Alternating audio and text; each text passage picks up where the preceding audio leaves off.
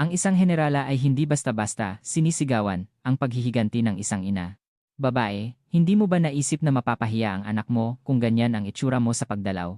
Ang insidenteng ito ay nagsimula sa isang nakakainsultong parirala. Isang ina na naglakbay ng malayo upang makita ang kanyang anak ay nakatagpo ng malamig na pagwawalang bahala at kahihiyan sa halip na mainit na pagsalubong. Sino ang mag-aakala kung anong hindi kapani-paniwalang pagkatao ang nakatago sa likod ng kanyang simpleng kasuotan?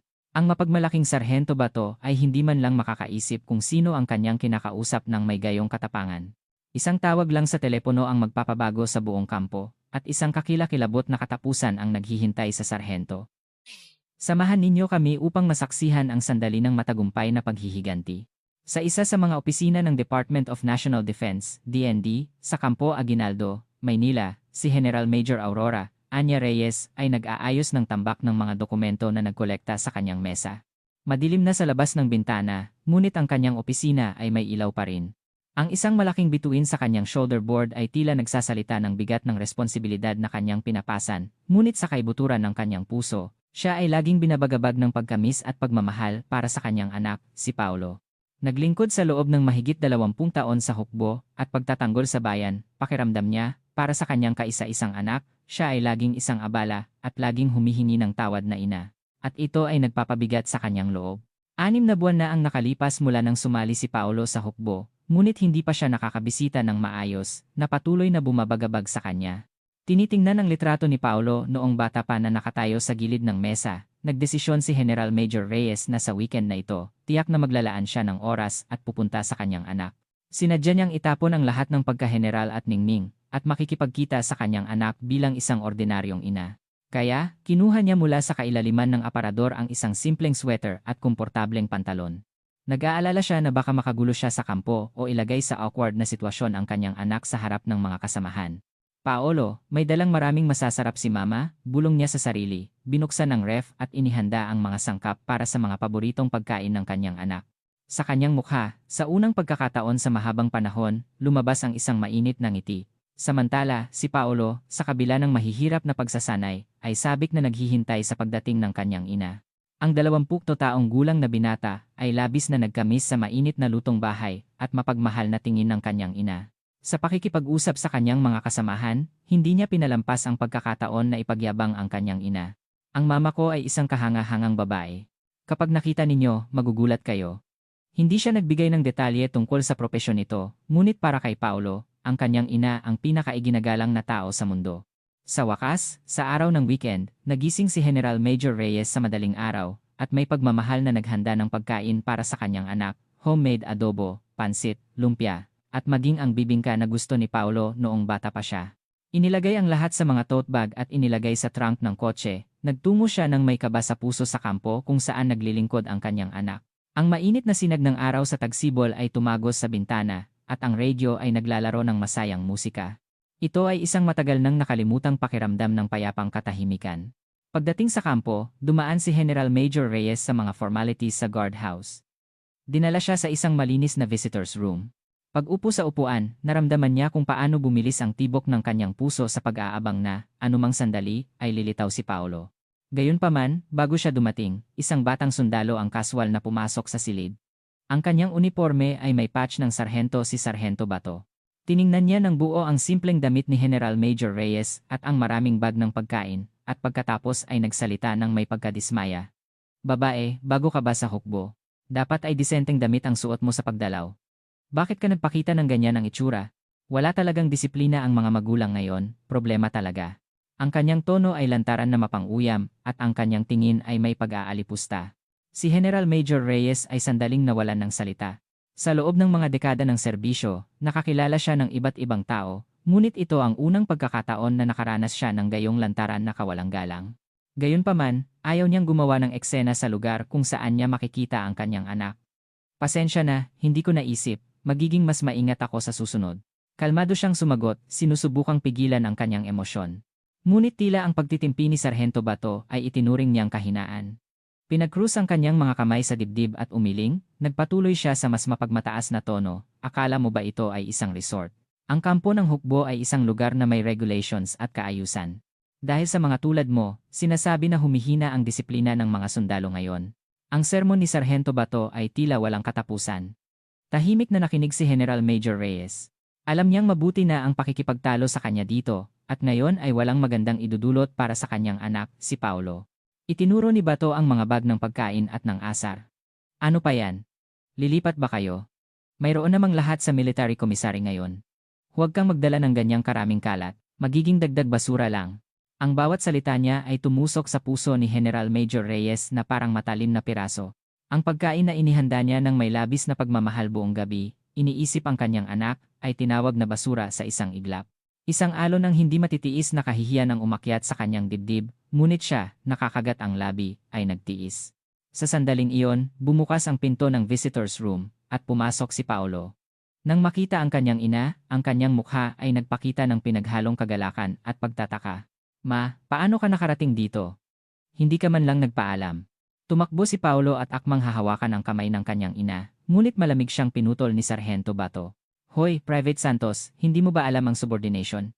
Nagsasalita ang mas mataas sa ranggo, at ipaliwanag mo ng malinaw sa mama mo na sa susunod na dadalaw siya, sumunod sa mga alituntunin ng hukbo. Ano sa tingin niya, ito ba ay palaruan ng bata? Si Paulo, dahil sa sigaw ni Bato, ay napaatras at natulala, tumingin sa kanyang ina at sa sarhento, hindi alam kung anong gagawin. Ang kanyang mukha ay namula sa hiya at guilt. Sarhento, sinubukan ng mama ko na magpaliwanag, ngunit hindi man lang siya pinakinggan ni Bato. Tama na. Akala ng mama mo na kung gagawa siya ng eksena rito, magiging madali ang serbisyo mo. Hindi niya naiintindihan na mas lalo lang siyang makakasama. Umiling si Bato at nagbigay ng mapanuksong tingin kay General Major Reyes. Hindi na matiis ni General Major Reyes na makita kung paano hinihiya ang kanyang anak, kalmado siyang tumayo. Sarhento, sa tingin ko, kailangan nating tapusin ang pagbisita ngayon. Paolo, babalik si mama sa ibang pagkakataon, at doon na tayo mag-uusap ng mas matagal. Sinubukan ni General Major Reyes na magsalita ng tuwid, ngunit namumula na ang kanyang mga mata. Masakit para kay Paolo na makita ang kanyang ina na ganoon. Ngunit hindi siya makapagsalita. Nakatayo lang siya, nakayuko, tila isang kriminal. Si Bato, na may tingin ng nagtagumpay, ay tumingin sa pag-alis ni General Major Reyes at suminghal, kung gusto mo. Iparating mo lang kay Private Santos na sa susunod, bumalik ka ng may isip. Ang mga hakbang ni General Major Reyes, na lumabas sa visitor's room, ay mabigat na parang tingga. Ang kagalakan sa pakikipagkita sa kanyang anak ay nawala, at ang kanyang puso ay napuno ng matinding galit at matinding kalungkutan. Habang naglalakad siya patungo sa paradahan, ang mainit na luha ay patuloy na dumaloy mula sa kanyang mga mata. Buong buhay niya, ipinagmalaki niya ang pagiging malakas, inialay ang sarili sa hukbo. Ngunit ang kahihiyan na dinanas niya sa harap ng kanyang anak ay walang awang sumira sa kanya. Pagkaupo sa kotse, matagal siyang umiyak, kumapit sa manibela.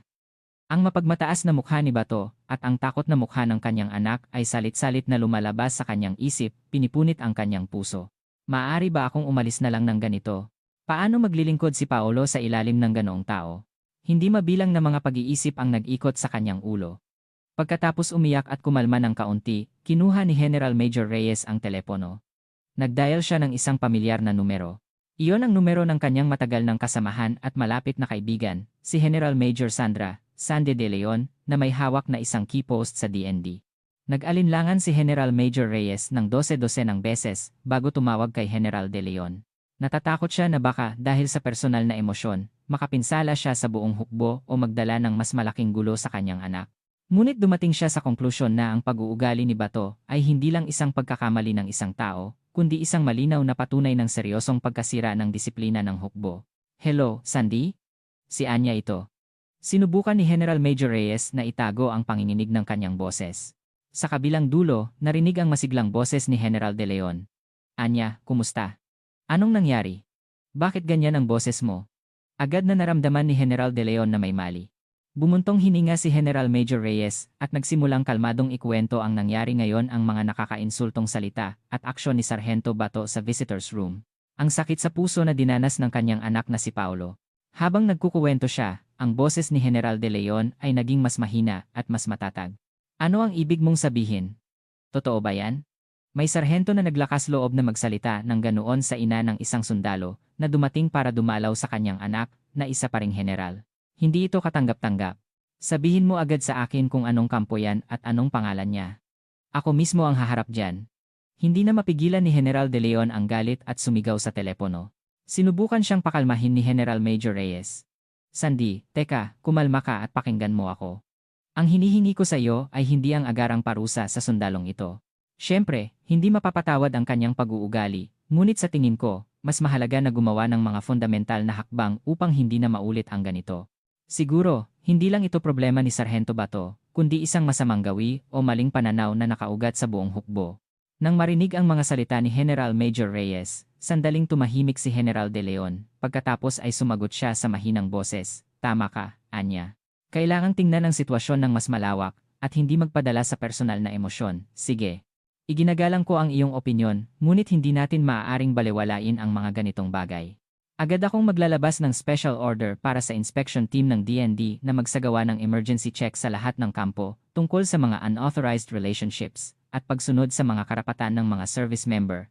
At ang kampo kung saan naglilingkod ang anak mo ay susuriin muna at may labis na pag-iingat. Kapag may resulta na, agad kitang sasabihan. At Anya, huwag mong masyadong dibdibin. Wala kang kasalanan." Ang mapagpasyahan, ngunit sa parehong oras, mainit na salita ng pag-alo ni General De Leon ay bahagyang nagpakalma kay General Major Reyes. "Salamat, Sandy. Ikaw lang talaga ang maaasahan." Ibaba ang telepono, si General Major Reyes ay nanatiling nakatitig sa tanawin sa labas ng bintana, kahit masakit sa loob, ang pag-iisip na nagawa niya ang lahat ng kanyang makakaya ay nagbigay ng kaunting ginhawa. Muli niyang pinaandar ang kotse at nagtungo sa Maynila. Sa kaibuturan ng kanyang puso, mayroon pa ring pag-aalala para sa kanyang anak, ngunit kasabay nito, naramdaman niya ang tiwala kay General De Leon at isang maliit na pag-asa na magbabago ang sitwasyon para sa mas mahusay. Nang lumabas ang kanyang kotse mula sa kampo patungo sa highway, ang pulang sunset ay nagliliyab sa malayo, tila nagpapahiwatig ng mga kaganapan na darating. Kinabukasan, sa kampo kung saan naglilingkod si Paulo, mula pa sa umaga ay naghari ang kaguluhan, tila may nagulo sa pugad ng putakti. Walang babala, ang mga inspektor mula sa DND ay sumugod sa kampo at nagsimula ng full-scale inspection. Ang pagdating ng inspection team ay nagdulot ng matinding tensyon sa kampo. Hindi lang ang commander ng kampo, kundi lahat ng mga officer at sundalo ay hindi maitago ang kanilang pagkalito, at ang masasamang tsismis ay kumalat agad sa kampo. Bakit biglang dumating ang inspection mula sa DND? Baka yung babae na bumisita kahapon ay nagsumbong sa DND. Nagbubulungan ang mga sundalo, nagpapalitan ng nakakabahalang tingin. Ngunit ang pinakanabigla at natakot ay si Sargento Bato. Noong nakaraang gabi, nag-inom siya kasama ang kanyang mga kasamahan hanggang hating gabi at ipinagyabang kung paano niya tinuruan ng leksyon ang isang tiyahin, kaya ang pagdating ng inspeksyon sa umaga ay nagdulot ng masamang pakiramdam sa kanya. Dahil ba sa nangyari kahapon? Hindi ah. Isang ordinaryong babae lang iyon, nakasweater at jeans. Mukhang mahirap. Paano siya magkakaroon ng koneksyon sa DND? Sinubukan ni Bato na itaboy ang pag-aalala, ngunit ang kanyang puso ay malakas na tumitibok. Ang malamig na pawis ay lumabas sa kanyang noo. Agad pagkatapos ng pagsasanay sa umaga, tinawag si Bato sa headquarters. Sa harap ng pinto ng conference room, na ngayon ay nagsisilbing opisina para sa inspection, nakatayo na ang ilang mga officer na may tense na mukha. Lumunok si Bato at naghintay ng kanyang turno. Di nagtagal, tinawag siya, at siya, halos hindi makagalaw ang nanginginig na mga paa, ay pumasok sa silid para sa interrogation. Sa loob, nakaupo ang dalawang inspektor na may matatalim na tingin, at sa mesa ay nakahiga ang mga printout mula sa CCTV camera ng visitors room at isang makapal na folder ng mga dokumento. Nang makita ang mga papel na iyon, muntik nang bumagsak si Bato sa sahig, ngunit sinubukan niyang manatiling kalmado sa huling lakas niya. "Sargento Bato, nakipagkita ka ba kahapon bandang 2:00 ng hapon sa visitors room sa ina ni Private Santos?" Tanong ng isa sa mga inspektor sa malamig na tono ng negosyo. "Opo." Sinubukan ni Bato na sumagot ng walang pakialam, ngunit nanginginig ang kanyang boses. "Gumawa ka ba ng mga nakakainsulto o nakakahiya na pahayag sa bisita?" "Hindi po. Kumilos ako ayon sa regulation." Kung mayroon mang hindi pagkakaunawaan, sinimulan ni Bato ang kanyang pagpapaliwanag, ngunit ang isa pang inspektor ay nagplay ng video mula sa CCTV. Sa screen, malinaw na nakita kung paano sinisigawan ni Bato si General Major Reyes nang iinsulto sa kanya, na-record din kung paano niya tinuro ang pagkain na dinala nito at tumawa. "Ikaw ba ang taong ito sa video?" Pagkatapos ng tanong ng inspektor, namutla si Bato at hindi makapagsalita. Naunawaan niya na tapos na. Kinuha ng inspektor ang isa sa mga dokumento mula sa mesa at ipinakita kay Bato. Iyon ang personal na impormasyon ni General Major Reyes. At sa rank field, malinaw na nakasulat, General Major. Ang bisita na ininsulto mo kahapon ay si General Major Aurora Reyes ng Sandatahang Lakas ng Pilipinas. Hindi mo nakilala ang ina ng iyong subordinate at naglakas loob kang gawin ang ganyang outburst. O alam mo kung sino siya at sinadya mo itong gawin? General Major Aurora Reyes. Hindi makapaniwala si Bato sa kanyang mga mata. Ang simpleng babae na iyon, ang ina ni Paolo, ay lumabas na isang general ng Philippine Army na may bituin sa kanyang shoulder board. Dahil sa hindi kapani-paniwala na nangyayari, nalabo ang kanyang isip, nawala ang kanyang lakas, at bumagsak siya sa upuan. Nagpatuloy ang interrogation. Ang inspection team ay nagkolekta ng mga patotoo mula sa ibang sundalo tungkol sa pag-uugali ni Bato at ang kanilang sinabi ay nakakagulat. Lumabas na siya ay sistematikong nang-aabuso sa mga mas mababa sa ranggo, gumagamit ng curse words at karahasan, nag-aabuso sa kanyang posisyon. Pinipilit silang gumawa ng personal na gawain at naglalabas ng mga di makatwirang utos. Lumabas din ang mga kaso kung saan siya ay naging bastos sa mga magulang ng ibang sundalo na bumibisita. Ang kanyang mga atrocity ay lumampas sa lahat ng maiisip na limitasyon. Ang mga sundalo na naging biktima niya noon ay kinuha ang pagkakataon at sinabi ang lahat. Wala nang maipaliwanag si Bato. Samantala, si General Major Reyes ay nasa isang hiwalay na opisina sa kampo, tumatanggap ng mga report tungkol sa pag-usad ng inspection sa real time. Sinubukan niyang panatilihin ang kalmado na ekspresyon, ngunit sa bawat bagong katotohanan ng mga kasamaan ni Bato na lumabas, hindi niya maitago ang kanyang pagkadismaya. Hindi lang niya gustong parusahan ang isang tao. Taos-puso niyang nais na ang kasong ito ay makatulong na ibunyag ang matagal ng problema sa loob ng hukbo at makabuo ng mga tunay na hakbang upang malutas ang mga ito. Nang matapos ang investigasyon, si commander ng kampo, na may maputlang mukha, ay lumapit kay General Major Reyes. Yumuko siya ng malalim at humingi ng paumanhin. General Major, taos-puso akong humihingi ng paumanhin para sa kapabayaan sa pamamahala ng kampo na nagdulot ng ganoong abala sa inyo at kay Private Santos. Si Sargento Bato ay parurusahan ng buong higpit ng batas militar. Matututo kami mula sa insidenteng ito at gagawin ang lahat upang igalang ng lahat ng service member ang isa't isa at maghari ang isang malusog na kultura ng militar dito. Tahimik na pinakinggan ni General Major Reyes ang paumanhin ng commander at mahinang sumagot, hindi ako nagdududa sa inyong mga pagsisikap, Koronel, ngunit ang kasong ito ay hindi maaaring baliwalain. Pakiusap, tandaan ninyo na hindi lang ito problema ng isang sarhento, kundi isang isyu ng tiwala sa buong sandatahang lakas ng Pilipinas. Di nagtagal, si Bato, na sinamahan ng mga inspektor, ay ipinasok sa opisina kung saan naroon si General Major Reyes. Walang natira sa kanyang kumpiyansa kahapon. Siya ay ganap na nalulumbay at hindi man lang makatingin. Nang makita ang bituin sa shoulder board ni General Major Reyes, nanghina ang kanyang mga paa at lumuhod siya.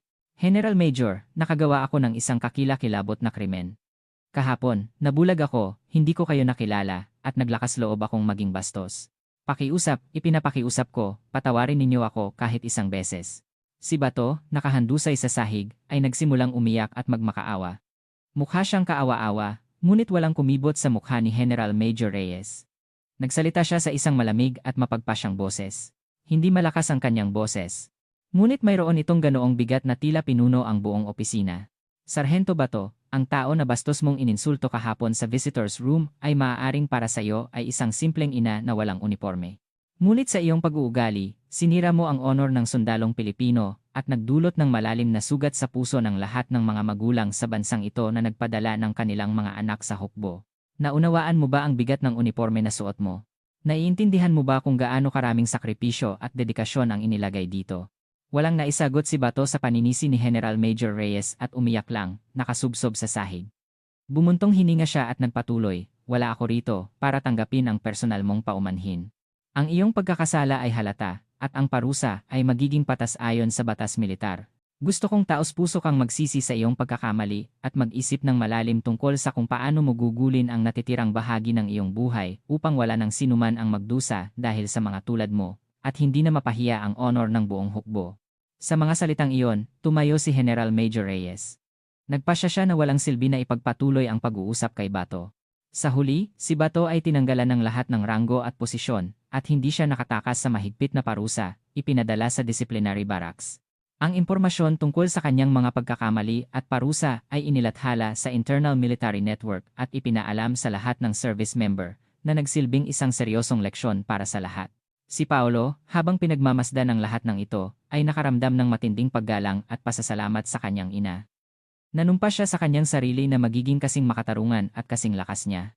Ang matapang na aksyon at matalinong desisyon ni General Major Reyes ay naging isang turning point na nakatulong upang ibunyag ang infection ng unauthorized relationships sa hukbo at simulan ang reforma sa kultura ng militar.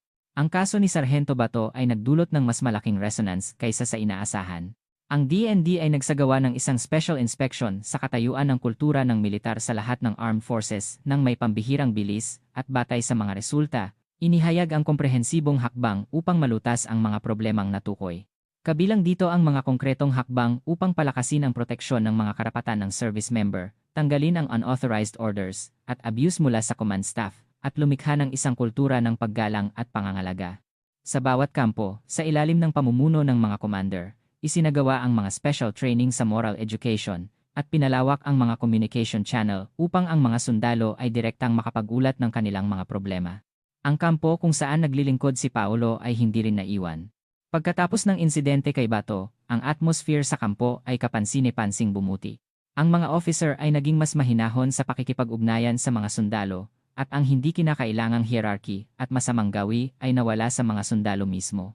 Naramdaman ni Paolo ang mga pagbabagong ito at muling naunawaan kung gaano kalaki ang nagawa ng kanyang ina.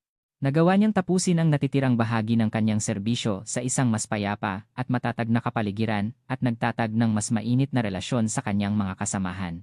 Minsan, sinasabi ng mga kasamahan kay Paolo, ang mama mo ay isang tunay na bayani, ang tagapagligtas ng ating kampo, nagpapahayag ng kanilang paghanga. Sa bawat pagkakataon, nahihiya si Paolo, ngunit sa kaibuturan ng kanyang puso, nakaramdam siya ng pagmamalaki. Si General Major Aurora Reyes ay naging simbolo ng reforma sa kultura ng militar sa DND. Nakilahok siya sa iba't ibang meetings at policy discussions, aktibong inilalahad ang kanyang karanasan at paniniwala. At ang kanyang mga opinyon ay malaki ang naipasok sa pagbuo ng tunay na policy.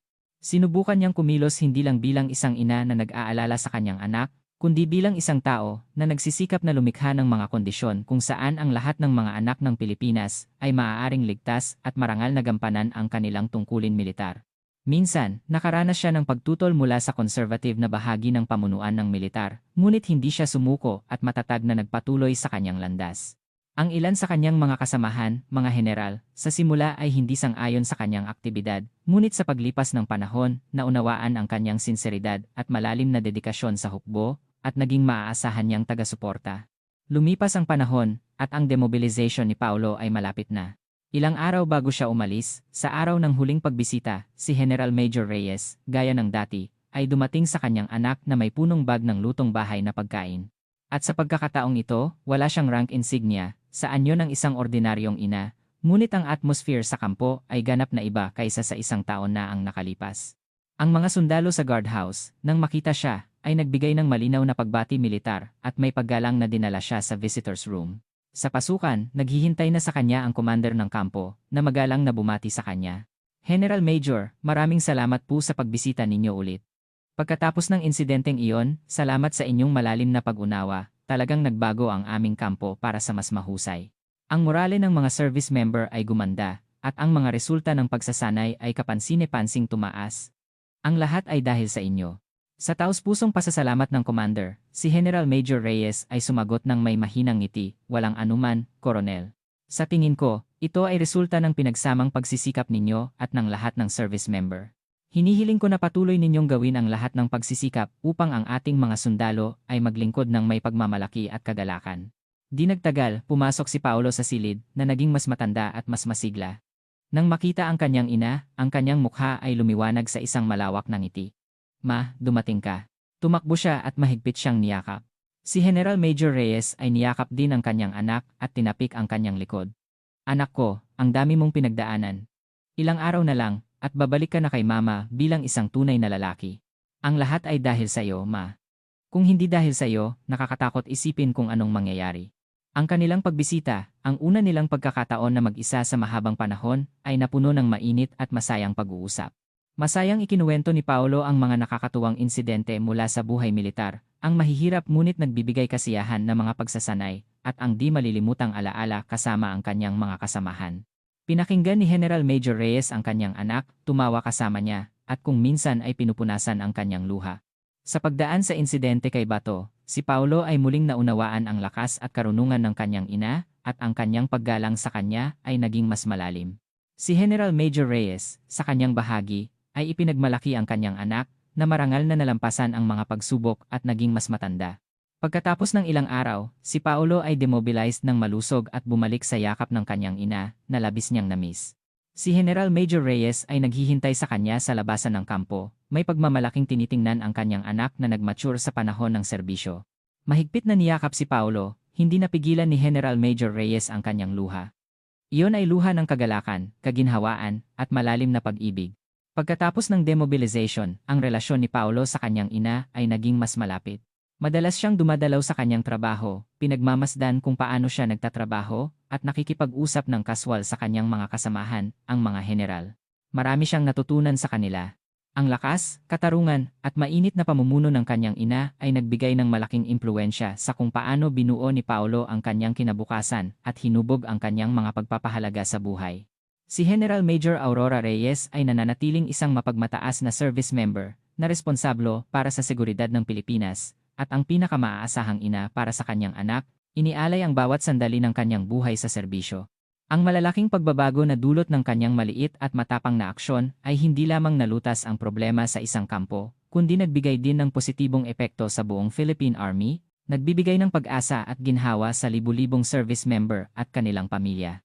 At patuloy siyang tahimik at tapat na tutuparin ang kanyang tungkulin, hindi titigil sa pagsisikap na lumikha ng isang mas mahusay na Pilipinas at isang mas malakas na hukbo, kahit na may mga hindi inaasahang pagsubok at pagtutol na lumitaw sa kanyang landas.